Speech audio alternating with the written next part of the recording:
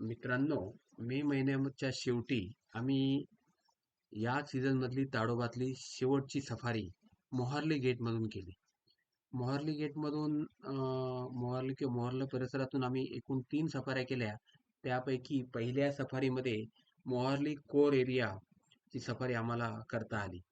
आणि हा मोहार्लीचा core area जो आहे तो अनेक वाघांसाठी प्रसिद्ध आहे. सध्या इथे कॉलरवाली नावाची एक वाघीण, प्रसिद्ध वाघीण इथे राज्य करत आहे. आणि तेलिया लेक जे प्रसिद्ध आहे त्या तेलिया लेक परिसरात ही कॉलरवाली नेहमी दिसते. त्यावेळी आम्ही ज्यावेळी सफारी सुरू केली 5:30 वाजता, त्याच्यानंतर केवळ अर्ध्या तासाच्या कालावधीतच आम्हाला या कॉलरवालीला पाहता आलं. एका तेलिया लेकच्या जवळ, तेलिया लेकच्याच भागात एक छोट्या पाणवठ्याकडे किंवा एक जलप्रवाह म्हणता येईल, त्या जलप्रवाहाच्या बाजूला ती पाणी पित होती.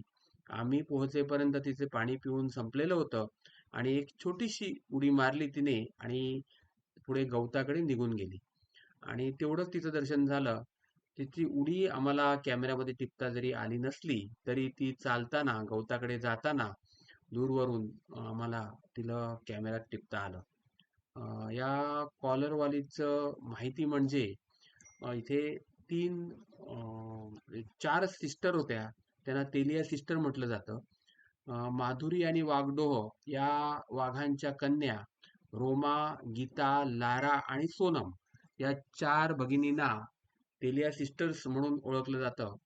त्यापैकी लाराची ही कन्या आहे कॉलरवाली. तिच्या गळ्यामध्ये काही दिवस कॉलर लावलेली होती म्हणून तिला कॉलरवाली हे नाव मिळालं. या या भागामध्ये 4 या भगिनी होत्या. त्याच्यातल्या सोनम वाघिणीचं वर्चस्व बरेच वर्ष इथे होतं आणि कॉलरवाली जी तिची भाची आहे, लाराची कन्या, तिने तिचं वर्चस्व झुगारून लावलं, तिला पळवून लावलं आणि आता कॉलरवाली इथे राज्य करत आहे. तिचे 2 कप सुद्धा या एरियामध्ये आपल्याला पाहायला मिळतात. आणि गेल्या वर्षी सोनमचं निधन झालं आणि ही कॉलरवाली आता इथली अनभिषिक्त सम्राज्ञी बनलेली आहे. अशा प्रकारे माझी बऱ्याच दिवसाची इच्छा होती कॉलरवालीला पाहण्याची. पाठमोरी का होईना ही कॉलरवाली आम्हाला पाहता आलं आणि आम्हाला खूप छान वाटलं.